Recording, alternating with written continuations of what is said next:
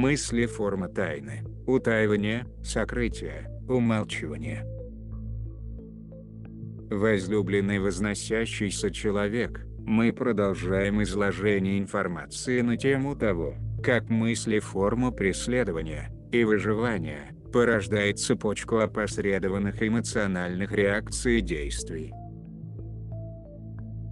На Земле, в реалиях большой тьмы, искажения истины и забвения, вас убедили, что человечество представляет собой тупиковую ветку эволюции, является злым и опасным, и поэтому заслуживающим лишь уничтожения. Они убедили в этом человечество для того, чтобы увековечить здесь вымирание, чтобы обессмертить прекрасное существование в другом месте, и без потребности трансмутировать мысли в форму.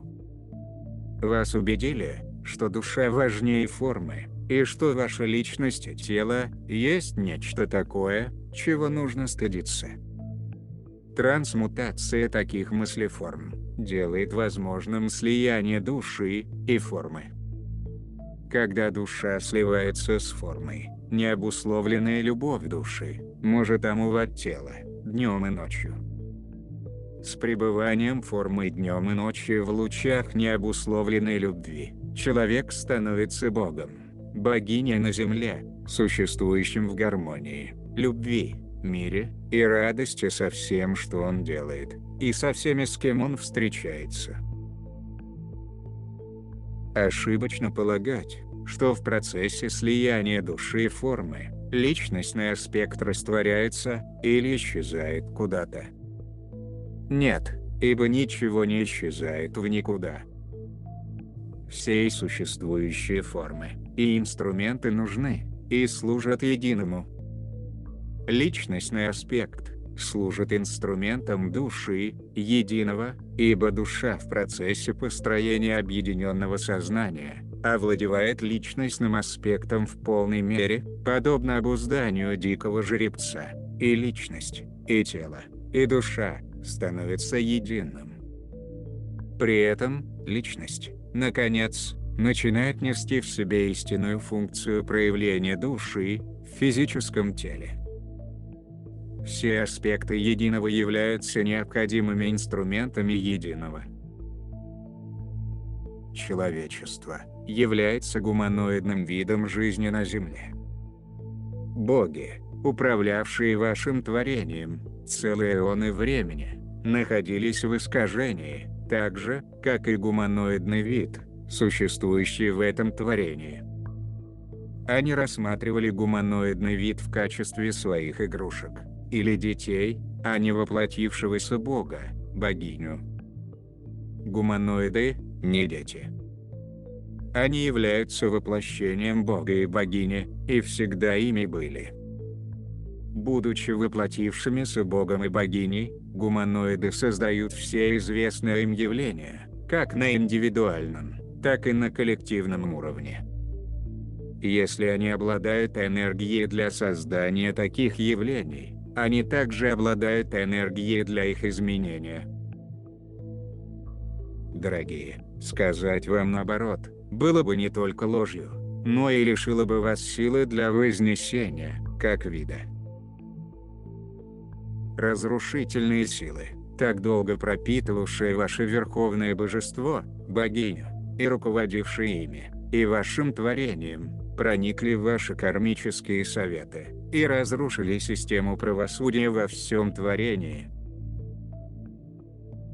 Страх преследования и наказания распространился по всему вашему творению, подобно системе правосудия на Земле, извращенной, жестокой, коррумпированной, и служащей тем, кто обладает материальной силой и властью. Кармические советы во всем вашем творении были искажены и коррумпированы как по горизонтали, так и по всей вертикали. Когда сущность неправомерно распоряжается силой, причиняя вред, кармический совет имеет право и должен лишить ее неверно расходуемой силой, энергией, информацией, до тех пор, пока сущность не выучит урок растраты этих ресурсов. Но этого не наблюдалось, а в противовес всему, карма назначалась творческой сущности, которая в действительности не совершала поступка, и ее силы и информация забирались в качестве наказания. При этом, сущность, которая действительно причинила вред, обычными являются разрушительные силы, уходит безнаказанной и снова повторяет то же действие, еще где-либо в творении. Прошлые кармические советы регулярно назначали, добавляли творящим душам карму, которую они не совершали. Творческие души, в страхе и безысходности, брали на себя чужую карму, принадлежащую разрушительным сущностям, и неправомерное наказание, выражающееся в утрате ими своей мощи. В современной человеческой жизни аналогичные факты присутствуют повсеместно, и постоянно присутствует необходимость что-то искажать, лгать, скрывать. И кто-то носит маски и не раскрывает свои карты. Кто-то должен играть навязанные роли, лгать и не быть самим собой, не быть искренним, любящим и открытым с другими. Структура государственного управления и частный бизнес на всех уровнях пропитана различного рода злоупотреблениями, обращением ресурсов во вред, искажением, ложью, манипуляциями. Это приводит к искажению сознания и полевых структур человека, всего человечества, до такой степени, что восстановление ДНК биологического тела и вознесение человека становится крайне затруднительным. Кто-то видит, но молчит. Возможно, он боится преследования, наказания и уничтожения, и поэтому ничего не говорит. Возможно, он молчит из страха потерять то, к чему имеет пристрастие и привязанности. Возможно, он не знает, что делать. Это наблюдатели, не имеющие возможности урегулировать проблему. Большинство обнаружит, что в той или иной степени большинству людей свойственна эта роль. Есть те, кто скрывает свои злоупотребления, и это человек, боящийся последствий совершенного им вреда, и попросту уничтожающий все записи о происшедшем. Дорогие, необходимо понимать, что вся информация записывается как в собственной душе, так и в каждой клеточке биологического тела, несмотря на то, что на других носителях информации эти записи были уничтожены. Что скрывается, покрывается мраком и туманом. Пелена сумрачного непроходимого тумана покрывает сознание людей, стремящихся утаить, скрыть свои сознательные и бессознательные разрушительные манифестации, прямые и косвенные манипуляции, являющиеся фактом злоупотребления, фактом причинения вреда всему человечеству, всей вашей человеческой цивилизации. И это касается каждого конкретного человека. И не следует думать, что вы пребываете вне этого искажения. Каждый из вас причастен к этому виду стереотипа мышления, и ваша задача в этом текущем воплощении – преодолеть мысли форму причинения вреда. Страх и ложь пропитали человечество настолько, что в настоящее время на этой основе человечество насильственно функционирует в парадигме умалчивания и сокрытия манипуляций. Откуда взялось такое поведение? Откуда пришло понятие таинства и приватности? Очень долго многие записи Земли и людей, хроник Акаши, стирались из-за стереотипов скрытности, укрывательства у прежней духовной элиты или вознесенных мастеров, в кавычках. Лишения, запреты, печати, блоки, замки, наложенные на человечество, и информацию, привели к разрушению генетических архивов человечества и вызвали снижение вибраций всего человечества, приведя к падению сознания во тьму неведения. И сейчас мы знаем, что эти многочисленные падения уровня вибрации явились результатом изъятия генетического материала на протяжении всей человеческой истории, разграбления информационных архивов Земли и человечества, ограничения информации, доступной человечеству, блокирования и ограничения творческого потенциала и связи с истоком. Многие проблемы вознесения Земли проистекают из изъятия необходимой для этого информации из библиотек. В современной человеческой действительности этот стереотип продолжает действовать между людьми, группами и планетами трехмерной формы. Именно утрата информации сделала невозможным развитие, а деэволюцию реальностью человеческой цивилизации. Когда соответствующие манипуляции вскрылись, связанные с сокрытием, изъятием информации из архивов, злоупотреблениями тайного правительства в высших измерениях, прежние духовные иерархии и так называемые вознесенные мастера, в кавычках, были выдворены с земли, в отсутствие ее почитания, за содеянное ими причинение вреда. Сейчас все записи и архивы восстанавливаются и собираются в ходе вознесения планеты и человечества. Все подобные секреты станут известны. Существует много душ, вознесшихся в великое центральное солнце из Плеяд, которые совершили аналогичные акты искажения, вносящие диссонанс, так же как и вознесенные мастера на Земле, в кавычках. Каждая из них была удалена из великого центрального солнца, как только подлинное положение вещей было выявлено полностью. Теперь это же произойдет в жизни людей на физическом плане, так как сначала все происходит на нефизических планах. Точно так же, как по ходу вознесения Земли были раскрыты все секреты владевших ею существ, сейчас выйдут на свет все тайны, хранимые правительствами относительно человеческой формы. При этом, в государствах, правительстве и силе, произойдет сдвиг, аналогично тому, что имело место в относящихся к Земле нефизических царствах. Поскольку нефизическая манифестация всегда предшествует физической. В настоящее время все кармические записи просматриваются, и неправильно назначенная карма постепенно будет скорректирована кармическими советами. Мы разделяем эту информацию с читателями, поскольку многие посвящаемые испытывают сердечную боль, непонимание и давлеющее чувство вины, или чувство глубокой подавленности. Глубокое внутреннее чувство вины может быть результатом темной кармы, которая никогда реально не совершалась вашей душой. Творческая душа понимает, что любовь никогда не пожелает вреда другому.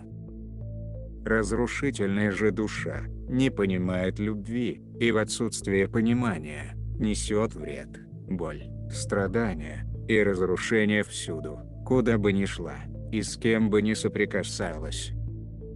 У разрушительной души отсутствует понятие стыда и вины. Это понятие было искусственно внедрено в человеческое сознание ложными кармическими советами, созданными религиями и институтами земных судебных систем, именно и специально предназначено для созидательных творящих душ. Мы приглашаем тех посвящаемых, кто хотел бы проверить и скорректировать свои кармические записи, посетить кармический совет во время медитации или сновидения. Когда нануки сжигали рабов в лаве, они использовали форму слепого стирания всех кармических архивов. К сожалению, вместе с кармой, были стерты некоторые из их собственных записей, необходимых для контролирования рабов.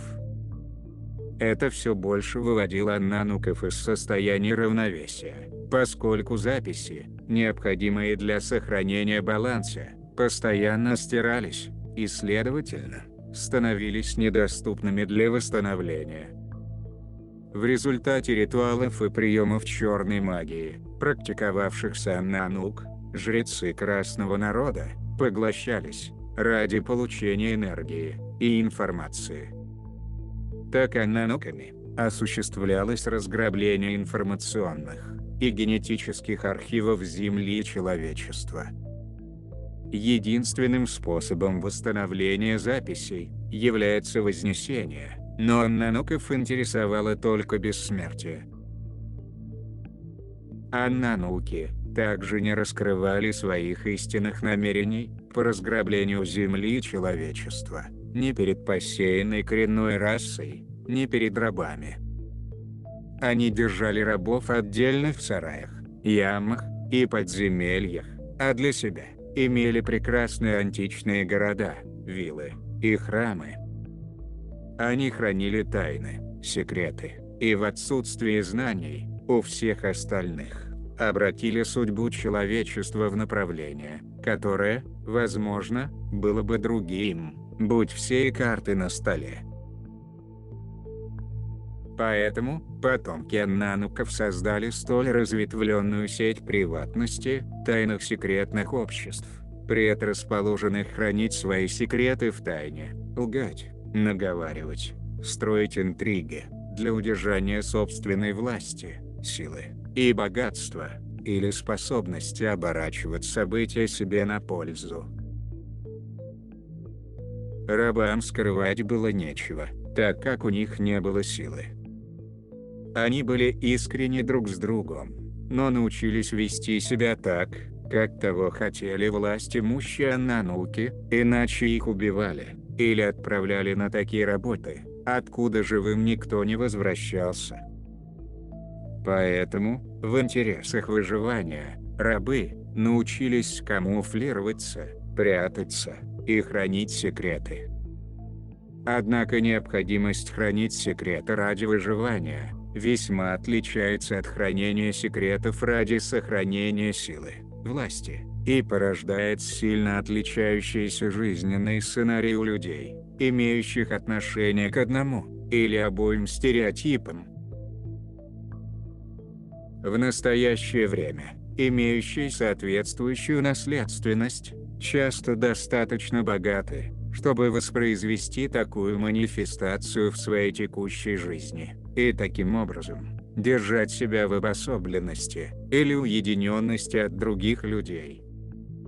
Когда такая карма будет высвобождена, произойдет возврат к единству и почитанию. Маскарады и театры – это часть наследия аннанук.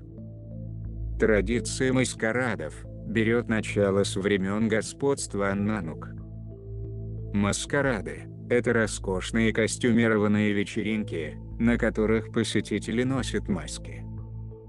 Такие вечеринки проводятся с целью легализации черных практик и дать свободу скрытым внутри, сдержанным страстям, предаться необузданному пьянству и сексу, не афишируя и не персонифицируя себя в общественном пространстве.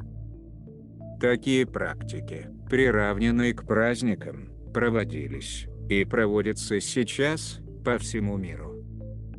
И не случайно, что и по сей день самые пышные, роскошные маскарады проходят на американском континенте, на Кубе, в Калифорнии, Лос-Анджелес, город потерянных ангелов, в Неваде, Лас-Вегас, потерянная Вега, Бразилии, Рио-де-Жанейро, в Европе, в Австрии, Франции, и особенно маскированные венецианские карнавалы ценятся на древневотчине аннанук, в Италии, куда съезжается много людей со всего мира, желающих проявить себя в рамках данного стереотипа.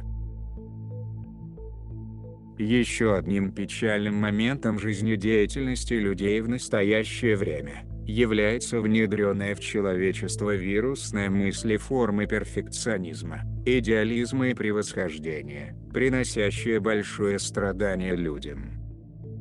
Это практика принуждения людей к превозношению себя, или своих гуру, президентов, начальников, наставников, находятся ли они на физическом или внутренних планах, и видеть их совершенными или всезнающими. Аннанукам, мысли формы совершенства, нужна была для того, чтобы считаться Богом. В качестве Бога, аннануки были совершенны, а рабы нет. Отсюда проистекает концепция греха, в соответствии с которой, имеющая происхождение из рабов, с рождения считали себя несовершенными, из-за соответствующей генетики. Однако аннанук, провозгласившие себя богами, были такими же смертными, только знавшими немного больше рабов, но недостаточно, чтобы существовать в единстве и любви с землей и любым другим видом. Поэтому они были далеко не совершенны. На самом деле, в каком-либо другом языке Великого Центрального Солнца, такого понятия как совершенство не существует. В силу своей природы, люди, открывающие для себя свой внутренний мир и начинающие вознесение, часто продолжают считать Бога совершенным. Ни одна душа не является совершенной, и Великое Центральное Солнце, в том числе. Великое Центральное Солнце представляет собой группу душ, создавших сценарий получения опыта в данном творении, и обретающих знания, растущих и развивающихся. В движении эволюции, иногда кто-то допускает просчет, создающий проблему, требующую решения. Такова природа эволюции. Такой просчет не считается злом, это часть схемы эволюции. Как только просчет осознан и исправлен, он не повторится впредь, поскольку допустивший его, в своем осознании его, развился выше. В вашей современной жизни, человек надеется, что вождь, президент, гуру или учитель является совершенным, и позаботится о нем. Однако, пока президент, гуру или учитель должны быть совершенными, нет места для эволюции, роста или изменения. Потому что эволюция предполагает, что ни одно существо, даже на энергетических планах, включая Абсолюта, несовершенно и нуждается в осознании и трансформации. Совершенство, как и самонадеянность, может вызвать остановку эволюции, если не удастся преодолеть эту самовоспроизводящуюся мыслеформу. То, как действует совершенство, заставляет вас смещать с пьедестала тех, кого вы туда поместили. Из-за совершенства кто-то считается находящимся выше другого, а кто-то – ниже, и первый возводится очень высоко и боготворится. Иногда, если достаточно проглядывается несовершенство, например, грязное белье тех, кто при всем этом проповедует благоговейный страх перед Богом, таких людей смещают с пьедестала и перестают им поклоняться, считая падшими, плохими или злыми. Подобные мыслеформы могут даже дать кому-то право, так или иначе, распять повергнутого вниз, включая смерть или истязание. Возносящимся необходимо освободиться от всех стереотипов идеализма, перфекционизма, совершенства, несовершенства, покорности, раболепства, ложной терпимости, прислуживания, так же, как от необходимости, чтобы поклонялись вам. Вера в совершенство, возможно, единственная самая костная мыслеформа гуманоидных видов. Если кто-то несовершенен, он стыдится этого и одевает маску. Если несовершенен кто-либо другой, человек в маске имеет больше прав пристыдить его, чем любить.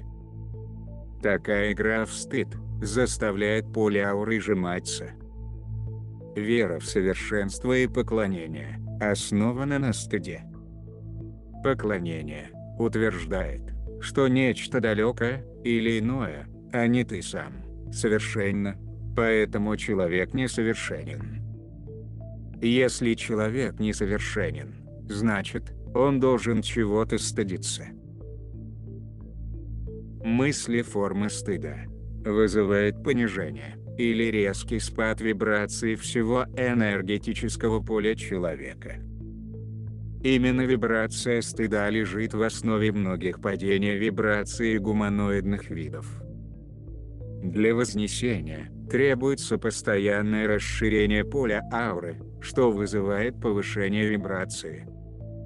Стыд же ведет к обратному результату.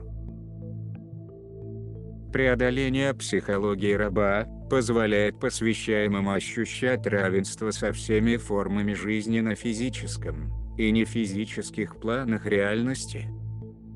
Состояние равенства является жизненно важным для сотворчества, созидания. Сотворчество с Богом, творением, является аналогом системы обратной связи. Посвящаемый осуществляет обратную связь из материальности и времени проявления. Исток всего и мастера осуществляют обратную связь и направляют процесс извне формы и времени. Обе стороны петлей обратных связей несут равное бремя того, что проявляется в процессе сотворчества. Покорность, холопство и поклонение является результатом ложной концепции совершенства, что в свою очередь говорит о том, что есть образ, маска, созданный внутри личности. Совершенства не существует. Совершенство заставляет человека надевать маску или создавать завесу, чтобы скрыть за ней свое подлинное «я». Вина или стыд – это мысли формы осуждения, само осуждение, ведущее к разделению, разрушению, отвержению, уединению, сокрытию, утаиванию, приватности. Вина, стыд, создает ощущение страха перед осуждением и наказанием, и в качестве поддержания своего существующего положения человек вынужден прибегать к инструментам блокирования, замкнутости, скрытности, приватности, камуфляжа и масок. Чувство вины и стыда обостряет страх преследования и вызывает потребность скрыться, укрыться подальше от опасностей, а лучше всего в бункера. Сколько богатых людей, в страхе наказания или страхе смерти, построили себе бункера. Сколько людей ушли в глухие лесные чащи, отказавшись от многих благ современной цивилизации, для того, чтобы не носить маски. Сколько людей, в существующих ныне условиях налоговой, финансовой, уголовной системы наказания, сборов, дани, пошлин, вынуждены скрывать истинные масштабы своей деятельности. Теневые финансовые потоки, наркотрафики, потоки теневой торговли человеческими органами, людьми, детьми, секс с рабами, оружием. Все это скрывается ради того, чтобы сохранить свое положение на земле, будь это элита, бизнесмены или рабы. И это то, что утаивается, скрывается, умалчивается всеми. И не следует заблуждаться, полагая, что в вас нет страха и стыда. Вы живете в страхе все. Как рабы, так и элита. И поэтому создали вокруг себя и своей деятельности столь разветвленную сеть теневого бизнеса, теневой экономики и тайных элитарных обществ. Из-за чувства вины, стыда и страха преследования, осуждения, обвинения и наказания, люди ощущают потребность в отделении себя от других, приватности, скрытности, будь то постройка особняка, замка в центре 80-тысячного километрового поместья, или мытье в душе, пользование туалетом, сокрытие своего тела под одеждой. Все эти проявления приватности проистекают от стыда и убеждения, что есть нечто, чего надо стыдиться, или есть то, что нужно и можно скрывать, утаивать. Уединенность и скрытность родственны, но это не одно и то же. Однако, и та, и другая основаны на страхе и стыде. Нет ничего плохого в уединении и уходе от социума для того, чтобы восстановить свою связь с душой и собственной истиной. Людям, пребывающим в парадигме единства, такие вещи необходимы для того, чтобы лучше сосредоточиться на своих жизненных уроках.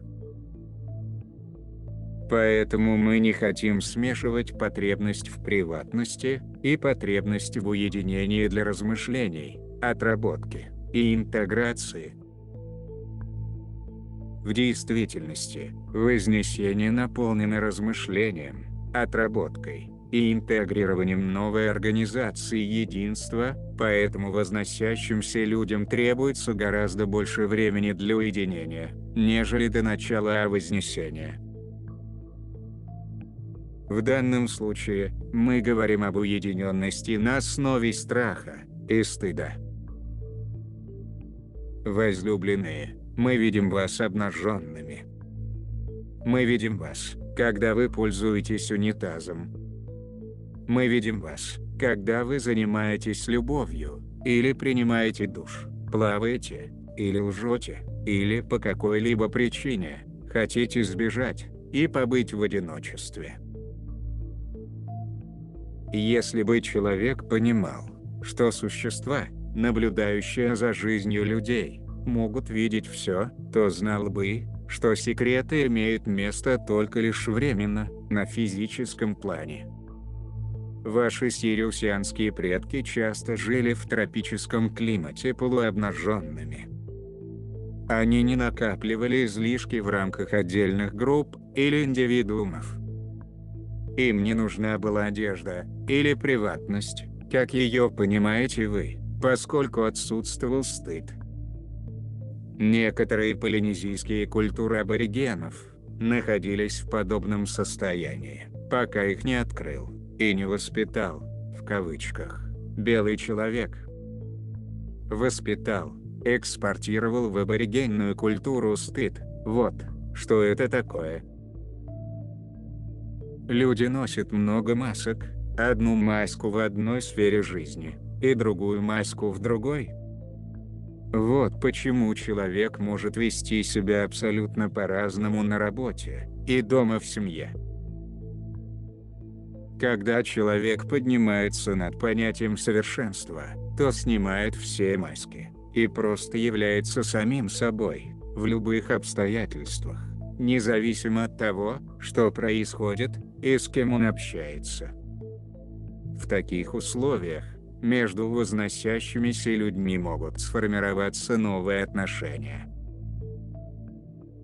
Возносящиеся посвященные никогда не будут придавать значения тому, чтобы выглядеть совершенными. Они будут стремиться изучить собственную тьму и преодолеть ее, потому что другого пути для вознесения нет.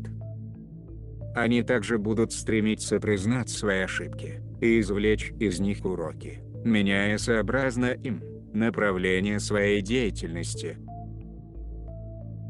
Посвященные – это стремящиеся вознестись люди, а люди могут допускать ошибки, так же как и боги. Они несовершенны и могут учиться и менять курс, если это необходимо для продолжения вознесения и предоставления такой возможности единомышленникам. Посвященным требуется полное принятие и включение в себя своей темной стороны, своего разрушителя и своего разрушенного. Каждый из нас, во многих инкарнациях, одновременно разрушал и разрушался, принимал и отвергал, был предан и предавал, пользовался и был использован, удостаивался и лишался, был любим и ненавидим. Необусловленная любовь находит срединную дорогу между двух полюсов и видит единство любви и ненависти. Осознание и принятие своих тенденций к разрушению, унижению, осуждению, использованию или ненависти, отвержению, посвященный проявляет сострадание к себе и к тем, кто аналогично проявляет свою темную сторону, тем самым охватывая все. С охвачиванием и прощением темной стороны, потребность в демонстрации подобного поведения также уходит в прошлое. Подавление темной стороны ведет к созданию ложного обличия или личины, маски, ограничивающей полное эмоциональное самовыражение среди людей. Для тех, кто не осознает функцию маски, представляются притворщиками те, кто прячет истинную личность. Примером притворства являются те, кто говорит о любви, но прячет обиды, ненависть, неприятие, осуждение и злобу в себе, поддерживая образ приличия, подавляя свои истинные эмоции. Маска не только ограничивает практику исцеления боли, злости и страха, но и препятствует накоплению опыта любви, радости и торжественности. Результатом ношения маски часто являются разобщенность, одиночество и разрушительные привычки. Продвижение по пути вознесения постепенно снимает все маски, делая возможным полное выражение всех мыслеформ, эмоций, новое ощущение жизни и творческого проявления. Это позволяет вмещать и испытывать праздник бытия, вместе с возможностью чувствовать боль и управлять болью, гневом и страхом. Вместе с маской снимается панцирь с сердечной чакры. Существуют целые пласты шрамовых тканей, ран, боли, встроенные в генетическую родовую систему, которые закрывают сердечную чакру практически с рождения. Эти пласты шрамовых наслоений не позволяют людям искренне взаимодействовать, объединяться и переживать радость сотворчества. Когда в процессе вознесения происходит высвобождение всех загнанных внутрь эмоций, боли, страдания, когда, наконец, сбрасываются все маски, тогда и высвобождаются, удаляются все пласты шрамовых тканей, вызывающая боль. Сердце открывается для нового опыта единства и общности. Это происходит, когда два или более сердец связывает новая суть общения, основанная на ставших возможными, необусловленном принятии, почитании и необусловленной любви, и новых формах отношений. Открытое сердце дает возможность практиковать общение с природой, душой и истоком. Сегодняшний опыт отношений, предшествующий вознесению, базируется на полярности, борьбе и противостоянии. В паре людей привлекает друг к другу то, в чем они противоположны, и это действительно необходимо для поддержания энергетического баланса в условиях крайней полярности. Это же создает дисгармонию отношений, так как им трудно взаимодействовать и понимать друг друга.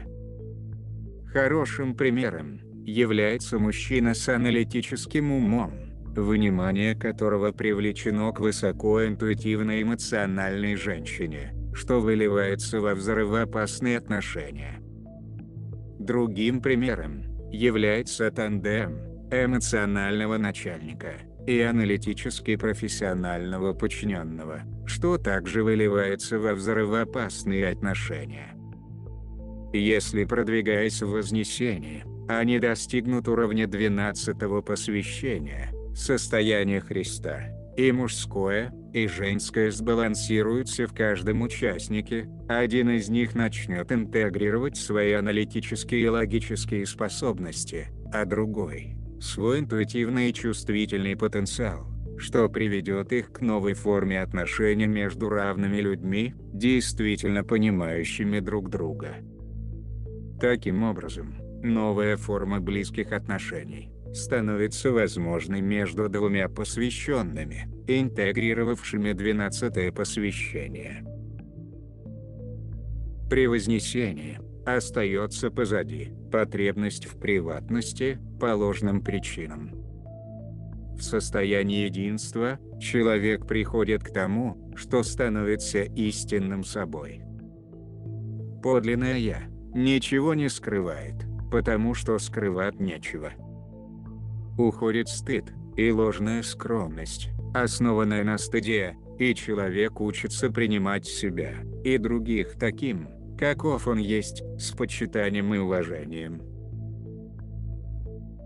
В возносящихся общинах будущего, возможно, не будет ни штор, ни оград, ни окон, ни дверей, если они не будут нужны для сохранения в доме тепла.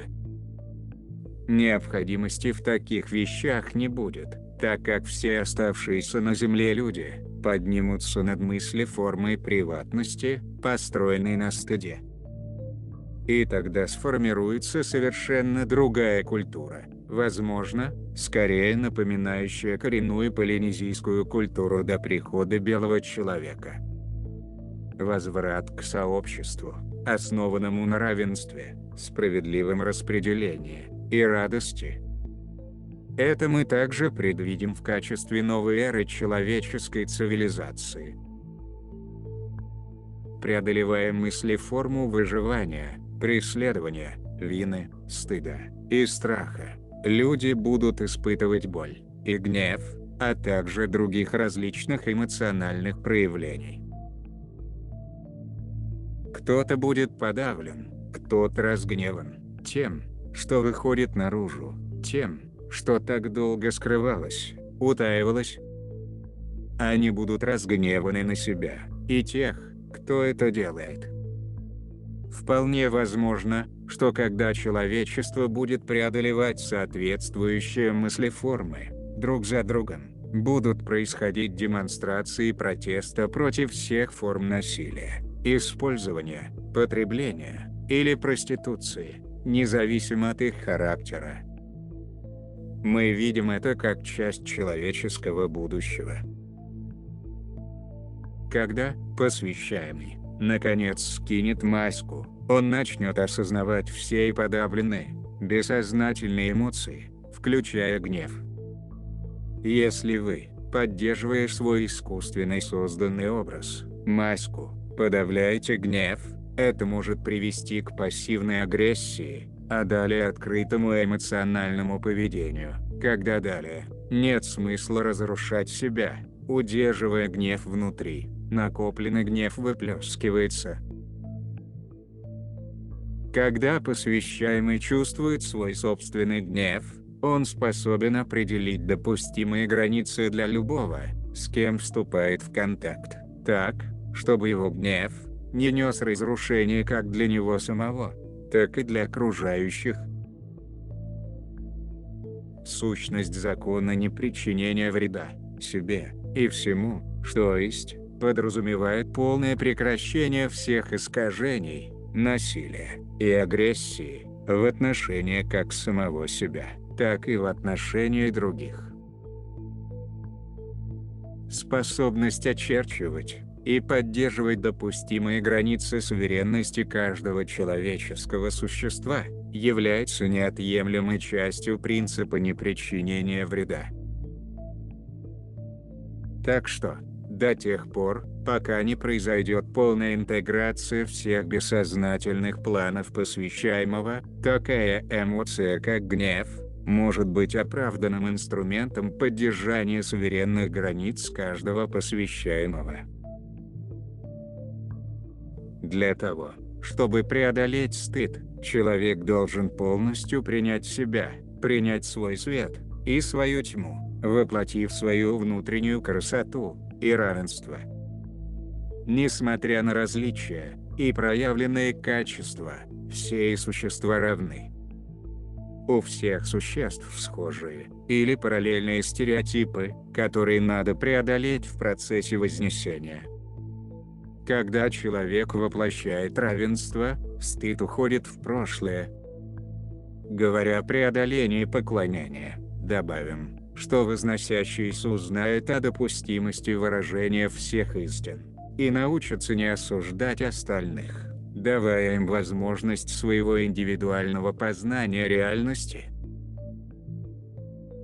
Истина, подобна многогранному бриллианту. Каждый держит грань истины человеческого опыта.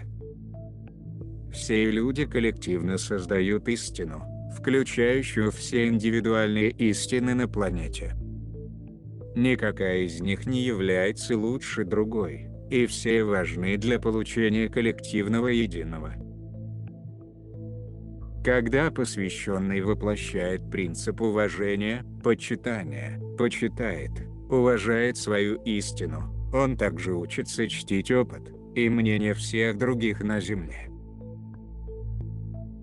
Отбросьте все маски, говорите друг другу в лицо то, что думаете и чувствуете, и помните, что все, что вам не нравится, лишь зеркальное отражение вас самих. Момент вашего раздражения – великий момент работы над собой, своими бессознательными стереотипами, их осознания, проработки и интеграции, и как следствие, изменения вашей реальности. Учитесь друг у друга, учитесь у восходящих природных царств. Тотальные изменения не за горами. Оказывайте друг другу поддержку. Помните друг о друге и делитесь с другими создающей энергией, где групповая энергетика мысли многократно возрастает по закону резонанса. Взойдя на новую ступень развития, все мы будем частью новой, согласованной реальности, основанной на единстве и почитании, реальности свободных возносящихся людей. Добавьте же к новому консенсусу вознесения и единства свои вибрации. Создайте новое, свободное, единое человечество. Вы заслуживаете этого. Благодарим всех, кто участвует в вознесении человечества и Земли.